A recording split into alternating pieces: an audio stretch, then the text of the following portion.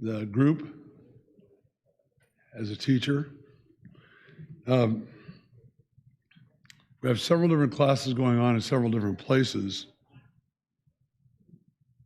which is a good thing. I think that's a very good thing. Michael asked me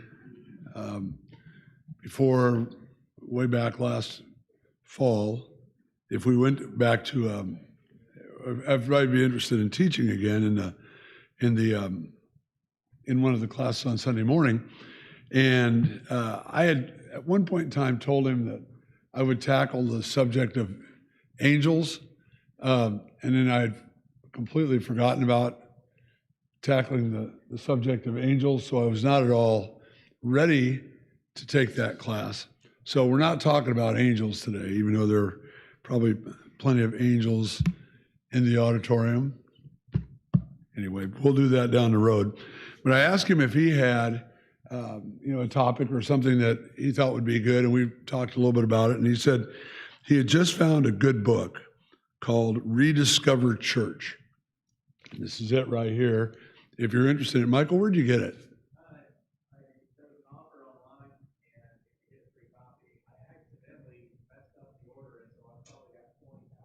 How many copies? 20. Well, good. If you're interested in this book, Michael's got one for you. So it's been a good read so far, and it's kind of an interesting topic. It's called Rediscover Church. It's written by two men named Colin Hansen and Jonathan Lehman. They're members of faith. They're not necessarily members exactly of our way that we define faith in every little area, but what I found in what they've written is really, really appropriate for us. And looking at it, I thought this might be a perfect topic for us to look at. The name of the book is Rediscover Church. It also could have been called Reconsider Church. The introduction sounded like these two guys had somehow been dropped into the middle of East Point over the last 22 months and just watched kind of what church looked like here in one level, but they could have been anywhere in the country in one respect. And the things they write about and the things that they talk about are so incredibly, in fact, I think I told Sally, I said, it sounds to me like they are talking about us here. And yet they weren't, but there's so many of the things that they talked about that were really, really appropriate to us, things that were really kind of really fit our situation, that we've discussed, that we've talked about, that we've struggled with a lot, that I felt like this is something that really, really we ought to look at and maybe kind of talk about in our own particular body right here. They made a statement, and I want to just let it lay on you for a little bit. And the statement is, a Christian without a church is in trouble. Just want you to leave that there. A Christian without a church is in trouble. Now, we don't have our microphone people, so I'm going to ask some questions, and I want you to yell out the answer so that people at home can hear them. What do you remember church being like before the pandemic? Now, I want to set the stage for you, because my recent life has basically been divided into two areas: before the pandemic and after the pandemic. And I think we're all kind of in that same boat in one respect. We remember how things used to be.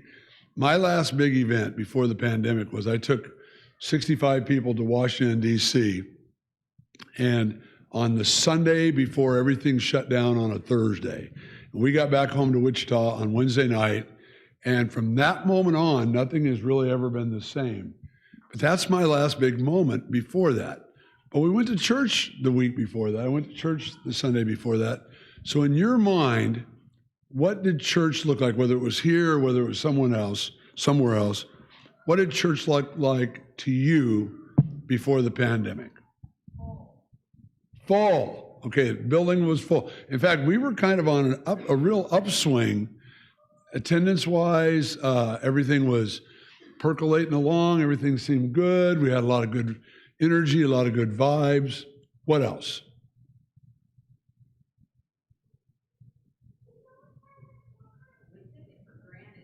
Yes, this idea of taking things for granted, that it's always going to be there, that We're going to have regular services. There aren't going to be things that are going to be contingent on, a disease. We've never really been through this in our lifestyle. Scott? There's more programs like Sunday morning, Sunday night, Wednesday night, Bible classes. We had more programs. Is this thing on? We had more programs. Sunday morning, Sunday night, Wednesday night, more Bible classes, lots more meetings, fellowship dinners. All these things had to be kind of rethought. Okay, we just had a full scope of things, and there was really, frankly, probably a great degree of comfort, even if we weren't particularly participating ourselves in everything.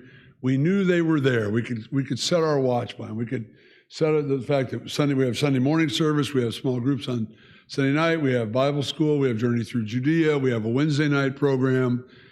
Everything was pretty much the way it's been, and then the pandemic hit. And I don't know if you remember back at the very beginning of it all, there was this sense of what's going to happen next. I mean, I remember coming here to the building and having 4 people or 6 people or 8 people in here to put on a YouTube version of a church service and thinking how really weird this is. I mean, how odd this is. Never been in a circumstance like this before. And on the outside of it, wondering, how long is this going to last? I mean, what's it going to be like? And to say it's been erratic, to say it's been inconsistent, to say it's been filled with controversy and decisions that we maybe think about 1 minute and rediscuss and reconsider the next minute is a massive understatement. It's been difficult. It's been incredibly difficult. It's been a difficult time for not just us, but for other people in the world as well. I'm gonna do something today that I don't plan on doing often, and that is I'm going to read quite a bit out of this book at the beginning to set the tone, because if I took what they said, it would be the same thing, only more poorly put. So today I'm going to read some, and I apologize for that in advance, but I think what these guys say is really, really good. And I want you, while I'm reading, I want you to think about what they say and kind of make a mental checklist about our last 22 months here and see, man, I remember that. That rings true. That's exactly right. And we'll go from there. We're long past the time when we could assume that even the dedicated believers in Jesus Christ understood why they should bother with church. Now, by the way, not everything these guys say am I 1,000% online with, but I think it's good for us to stop and think about the things that they say. The number who identify as Christians is far larger than the numbers who attend a weekly meeting. Even then, the bulk of the serving and giving in our churches tends to be done by only a few. So it's not as if COVID-19 suddenly convinced Christians they didn't need church. Millions had already made that decision, even before gathering involved online registration, social distancing, and masks. COVID-19, however, accelerated the long trending separation between personal faith and organized religion. Now, I want to stop right there, because one of the things that we hear a lot in the world today about Christianity is this idea, I'm a Christian, I'm a strong Christian, I want to be a strong Christian. I don't really want to mess with church. I don't really want to be part of another group. I'm very, very happy just with my own personal walk with Jesus. So what they say right here is, like they say it, has been happening for a long time. You know, we've been talking about church de-attendance, for years, about where have people gone that claim to be Christians. And this guy, and he makes a very, very valid point right here about the fact this isn't something that just popped up overnight. Hold it. The shutdowns caught all of us by surprise in their sudden onset and indefinite duration. And it's hard to get back in the habit once it's been broken for more than a year. That problem is not unique to church. And he gives an example. I'm going to let you throw out here. What are some examples of some things that, since the pandemic, when we've had an opportunity to go back to them, have been difficult to kind of get back into the routine of? Not just church, but anything. Okay, I'll say the gym, Now, I will tell you this, I never go to a gym. I know you're stunned by that with the svelte look and the athletic demeanor of everything, but some people who do go to the gym probably struggled after that happened to say, yeah, I really want to go back. Has there been anything else where you can say, once this happened, once I got away from the habit of it, I didn't do it. Maybe you struggle with going into a restaurant. Maybe you struggle with going into a crowd when there was the ability to be able to do that. Those things have kind of become things that were a little bit more difficult to get used to. Resuming church attendance would be hard enough if our only problem had been that a deadly disease kept us apart much longer than many expected. But fear of contracting COVID-19 might have been the least of the reasons that convinced many Christians to stay away from church. That's really an interesting and strong statement, but we'll listen to what he says after this. Debates over masks, vaccines, and much else divided church members trapped in their homes and glued to Facebook feeds filled with dire warnings and conspiracy theories. Christians liked each other a whole lot more before social media. I want to stop there for just a minute. I love social media. I mean, I probably like it too much. But there is so much truth in that where we didn't really see how we really thought sometimes on particular items made it easier, I think, for us to be forgiving of each other, maybe because we really didn't know how we stood on some things. And if we just met here and didn't really dive into how we felt about politics and race and other things like that, maybe those things kind of opened up a layer of each other that really wasn't necessarily comfortable to see. Take away the unifying experience of weekly worship together under the same roof, and the bonds of affection have frayed. But that's not all. Recent elections, for Americans' readers at least, might have been even more divisive. How can Christians worship alongside voters with such different priorities? Sure, Christians might share the same views on the Trinity, baptism, but what good is all that when we feel more in common with our political allies who might not even be Christians? The same goes for causes of racial unrest. Why can unbelieving neighbors see the solution so clearly, we might wonder, when the couples we used to sit behind at church every week promote such ignorant and even dangerous views in their public postings?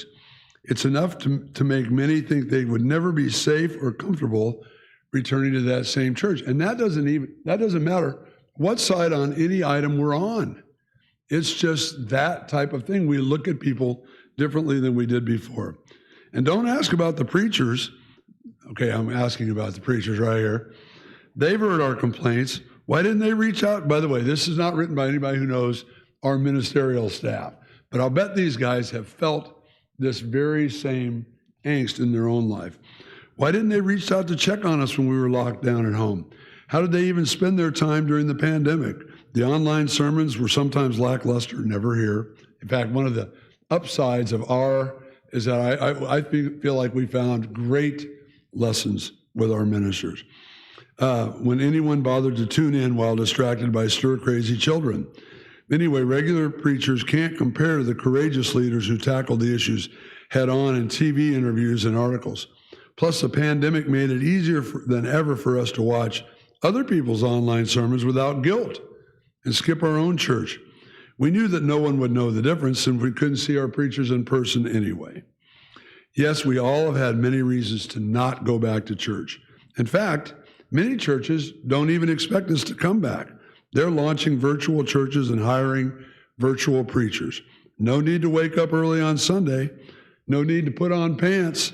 No need to search for a parking spot. No need to tune out other people's crying babies. No need to make small talk over bad coffee. Now, I took that offense to that because I feel like our coffee out there has just been top-notch forever since we started that right here. With the person whose politics disgust you. No need to stifle a yawn through a long sermon. That is hard. That's a hard passage to read and realize that when we look back over our life over the last 22 months in our own personal accountings of things, Every one of those things, to one degree or another, might have been true. Maybe not the same level with all of us, maybe not the same depth with all of us.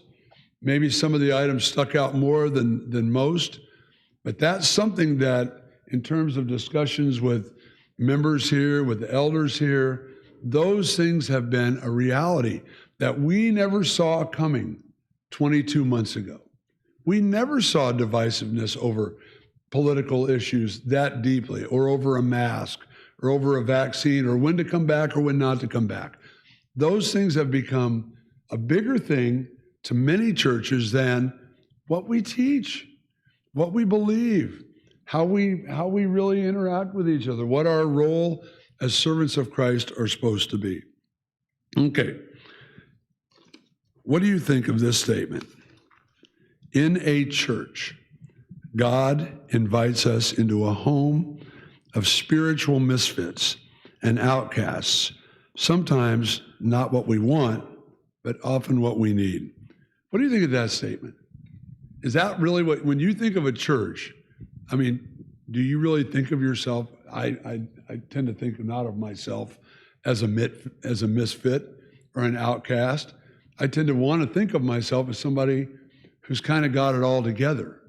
But that statement made me stop and think. In God's church, God invites us into a house of spiritual misfits and outcasts, sometimes not because of what we want, but oftentimes because what we need. Do we view that as a church? By the way, I can stay up here and wait as long as I need for you to make some answers. So jump in there. John? Well, when church was routine, something that I knew that it was going to happen every week, I never even gave it a thought. I just knew that I would be here. I knew that I would be involved, whether it would be teaching or sitting in the pew, it didn't matter. I just knew that I would be here. So misfit or not misfit, I didn't really think out that far. I just kind of thought about me. Okay. Other thing, that's good. That's good. Don't we tend to kind of bristle a little bit at the thought that we might not be able to do things on our own, that we can't fix ourselves, but we might need the encouragement and the help that comes with the body of Christ? Scott? Well, a couple thoughts. First of all, I think all of us have a tendency to probably think, I'm a pretty great Christian, and God's pretty lucky to have me here in this church. That's kind of sometimes the way we think and the way we act, and we don't always realize just how much we need grace. And that's just a real thing, an important thing that we need to get in touch with in our minds mentally, just about how much we need grace. And the second thing about being misfits too, like if you're going to marry somebody, you don't usually marry somebody that's exactly like you. You know how they say opposites attract? I mean, the diversity in the church of ideas and thoughts makes for this rich kind of a soup of the identity of who we are. If everybody was exactly the same, how boring that would be. And plus, people aren't made that way in the first place. So you can't put a whole group of people together and expect everybody to think exactly alike. It just is impossible. It's not how we're made. And expecting that and trying to hold everybody to that standard is a bad idea. That's from the devil, I think. We, in our class at school, we talk about the United States being a melting pot nation. I refer to that as that we're kind of a human stew. You can't dip a ladle into a stew and avoid the tomatoes. I'm sorry, if you're a tomato hater and there's tomatoes in your stew, you're not going to avoid it unless you meticulously strain them out. You get a little bit of everything in what you do with the stew. And when we look around at us as a body, we may be a lot alike in many ways, and we maybe could be way more diverse than what we would, and would love to be that. But when we're really honest about it, in some respects, we're pretty much the same. We're pretty much got the same general views, the same general outlooks, maybe the same general economic status. We don't really vary a tremendous amount. And yet we do have a lot of really, really important things in common. I would tell you that whether we want to admit it or not, and I'm just going to speak to me, that in the story that Jesus tells about the two men praying, and the one man who is praying and saying, I'm so thankful I'm not that guy, and the other guy who's down there saying, have mercy on me. I tend to, whether I want to admit it or not, identify with the guy who says, I'm thankful I'm not that guy. We tend to think, I've got it together. I got a little bit of touching up to do here and there, but I'm pretty much what God wants me to be. Somebody said that, that we're pretty good people. We're pretty much close to perfect or whatever. And that's not the reality. One of the reality is we are totally misfits. Behind every face that you see in church, you find a story. And now I look out over you people today and look at you people that are home. And even though I can't see you there, I realize that behind every face, there's a story. And in some cases, many stories.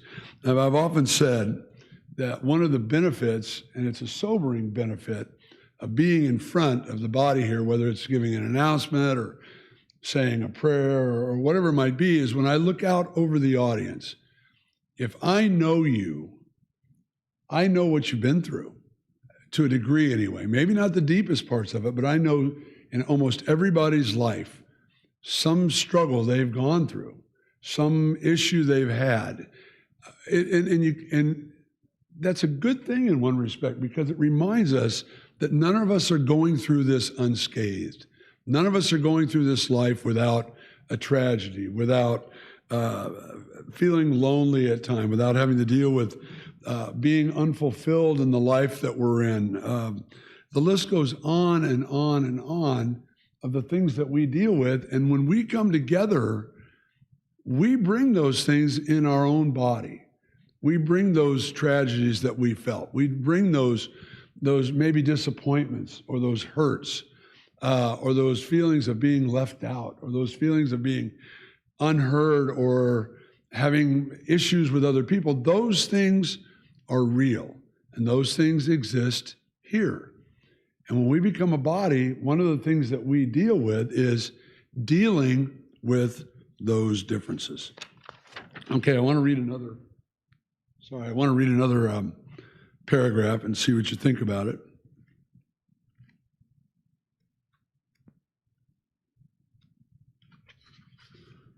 So why would you rediscover church? Now, okay, by the way, so over the last 22 months, all of us have been out of the building, at least somewhat frequently, because we've either mandated it as a leadership here that we don't want anybody to come to the building for a while, or because you've been fearful of what could happen at the building in terms of communication of disease, good things not good things, but good reasons like that not to be here. But we've gotten used to a degree of what, before we talked about what normal church looked like. That's in the past. What we have right now isn't a normal. It isn't the way we used to do it. And so why would you want to rediscover church? What could get you out of bed again on a Sunday morning or off the couch after work on a Wednesday night? Why would you want to return to a particular congregation among other options? Why even bother with Christianity at all? The world hardly mourned the absence of church during the pandemic. That statement, by the way, I got a little bit more to read there. That statement right there made me sit up and think about that in my own life. I guarantee you there were times when I would say to myself, it's just easier to stay home, and I've got an excuse. I can't go to the building. I can't be around other people right now. And something about that was sadly enabling. I don't have to really be involved. I've got an excuse right now. I've got a get out of jail card right now that I don't have to be involved. And yet, that was a debilitating thing. That was a very, very debilitating thing. So I guess the question is, what exactly happens when we meet together that makes it worthwhile for us to be here? There's 50 of you in here right now and probably 50 in the other classes. What made it worthwhile for you to be here today? Stellar teaching? Yes. I really believe I was depressed because everything I do is either around our grandkids or church. I mean, that's our life, is church.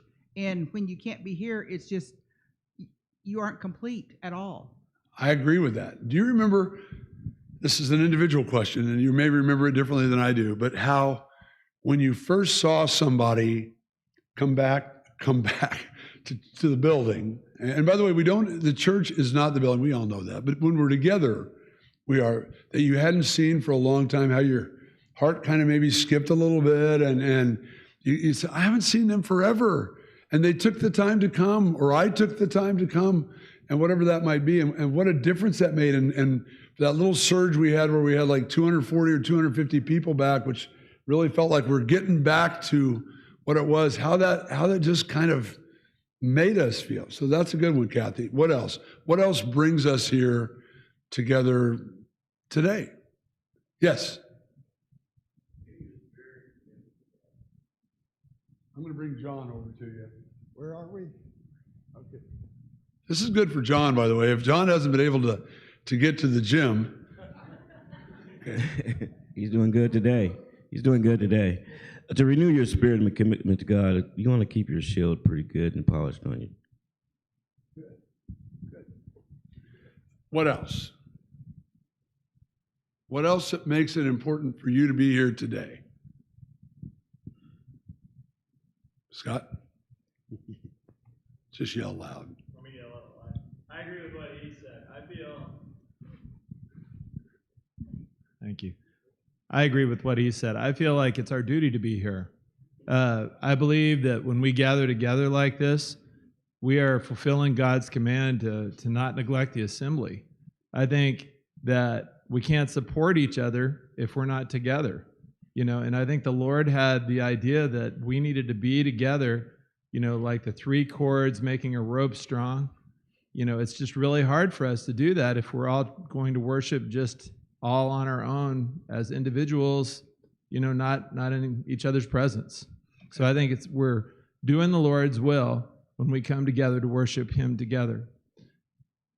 Furthermore, you can look in the Old Testament.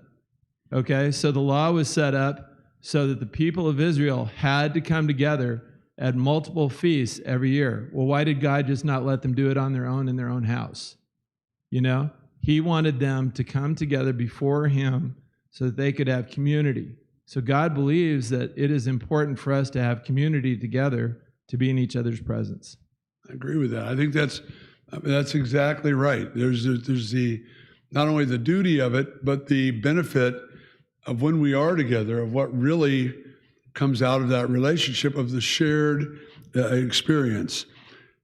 Does anybody feel like with this, if we get back to normal, that we kind of get a chance to do over and maybe say, okay, we've had this time away, we've had this opportunity to look at what we were before, some time to reflect. When we get back together again, how can we make it better? How can we make it something that surpasses what we had before? Or are we just content to say, I just want to get back to the way it was? Why can't we say, I want to get back to some of the way it was, the parts that I really, really miss, being around people, being around brothers and sisters who give me encouragement, but why can't we go another direction? Why can't we go a little bit further, maybe be more effective, maybe be more involved in each other's lives, maybe make more of a difference in our community, in the people's lives who are here? Why can't we maybe have that opportunity to do over? Open your Bibles if you have them. We are actually going to look in the Bible here for 3 verses. Ephesians 5, 25 through 27.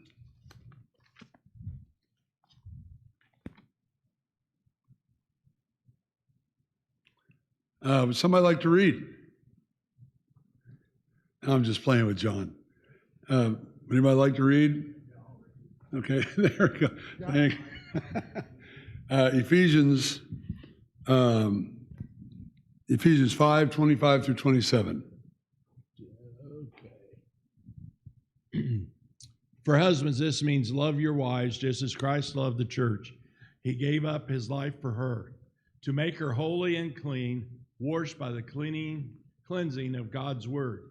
He did this to present her to himself as a glorious church without a spot or wrinkle or any other blemish. Instead, she will be holy and without fault. Okay.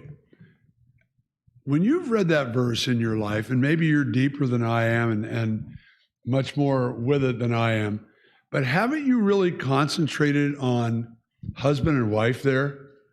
I mean, with good reason. But at least I miss a lot what he talks about between the relationship between Jesus and the church and how important that is. And while I'm concentrating on how to be a better husband and how to bring more of my part to the marriage and what I should be in that, I miss the parallel of what he's giving. If we look at that again, thank you, HC, for reading that. If we look at that again, say, just as Christ loved the church and gave himself up for her to make her holy, cleansing her by the washing and water through the word, and to present her to himself as a radiant church without stain or wrinkle or any other blemish, but holy and blameless.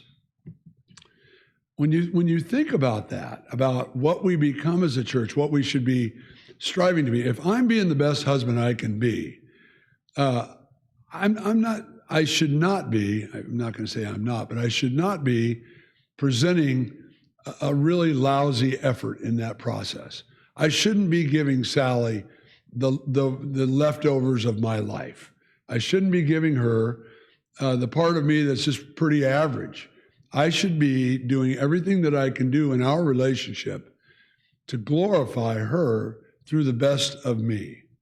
And when he talks about this right here and puts it in, and when we talk about this in the condition of a church, that's a great thing for us to be patterning ourselves after. How do we bring to the church what is the very best to make this particular body the best reflection of Jesus? What can we do? What can I do individually? What are the things, by the way, that's what the next 9 weeks are about what do we do? What do we do that make this particular church the best possible body that we can have? Look in verse 29 real quickly, and I'll read that. After all, no one ever hated his own body, but he feeds and cares for it, just as Christ does the church. If we're going to be what we need to be as a body, if we're going to go beyond what we were before the pandemic, if we're going to invite people back into this fellowship, we're not only we're in fellowship virtually, which we've had to be a lot, but in fellowship where we're interacting with each other, disease notwithstanding, what do we do to bring our best effort to make that available to people? What do we do in order to make people want to be part of this? Okay, somebody want to read Romans 12, 4 and 5?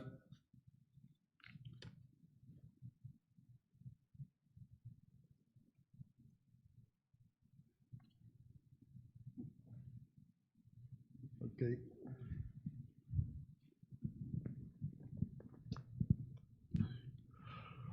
For just as each of us has one body with many members, and these members do not all have the same function, so in Christ we, though many, form one body, and each member belongs to all the others. If we could keep going and read that next thing, you don't have to, where it says we all have different gifts. And I look across the room today, and when we're all together, and we are all different. We all have different DNA. We all have different talents. We all have different things that we do well, things that we maybe that we struggle with in terms of our gifts. But as a group, we have a body. We have things that function, and everybody brings something critical to it, which is the whole part of the body.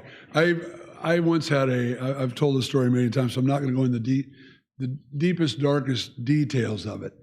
But if we're going to be truly effective as a body, there's got to be a part of our being that when one part of us hurts, that all of us can't really function as well without really taking care of that need. I think I told you the story 40 some years ago when I got this finger infection and in my thumb. It's called a paronychia, and I let it go for way too long, and finally Dr. Beach had to kind of do minor surgery in his house.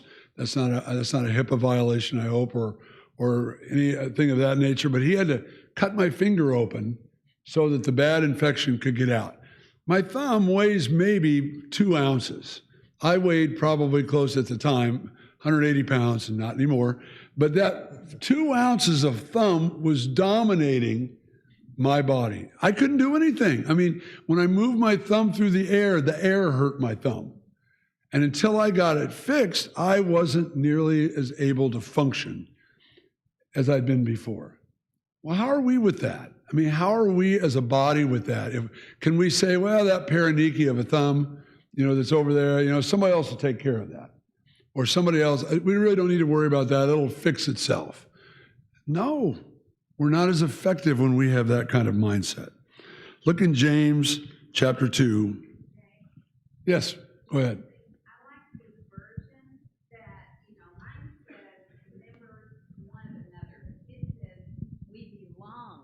To each other, and I never had really thought about that.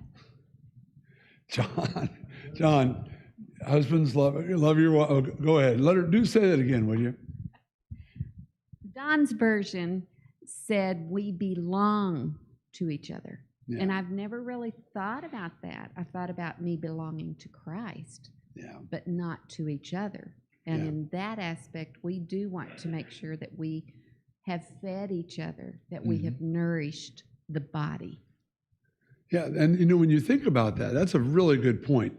There are parts of like if I look in the mirror at my body, there are parts of me that I'm less happy with than others, and I would say, I wish I didn't weigh as much, wish my ears weren't so big, whatever it might be, but there might be other parts where I say, I'm pretty happy with that, but maybe less forgiving of the other particular part, but I belong to me. I can't go to Thumbs R Us and get a new one. That's the one I've got.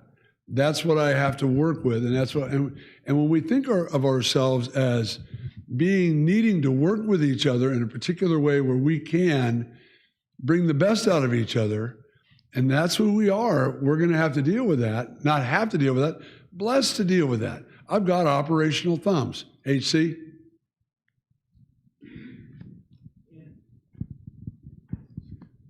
Sometimes that we're so critical of people that all we want to do is throw stones. And I think Jesus set one of the greatest example for us to show us how to forgive other than him on the cross is the day that the woman, they were going to stone her for adultery. And he said, which one of you is without sin? Cast the first stone. And I think we forget that in our church because what he's saying, hey, yep, she caught in adultery. Nope, I don't like it, but I'm not casting the first stone. Now, which one of you is going to cast it? And he loved her where she's at. Mm-hmm. And that's what we need to do with one another, is to make that family grow, is to love us where they're at. We may not, when we don't like the sin, I mean, I'm not perfect by a long ways. But we move on. We have grace and mercy and love each other. You mentioned something there that Scott and I have an uncle who passed away about 4 years ago, lived in Wisconsin, and we went to his funeral, and when we were there, people got up and gave little testimonials about his influence on their life.